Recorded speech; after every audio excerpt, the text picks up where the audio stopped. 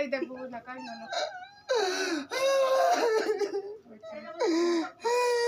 আল্লাহই দেখবো কি গরিবের দিকে আল্লাহই তাকাইবো না থাকবো না কিসে থাক গোলাম আবার আমার 1 লাখ টাকা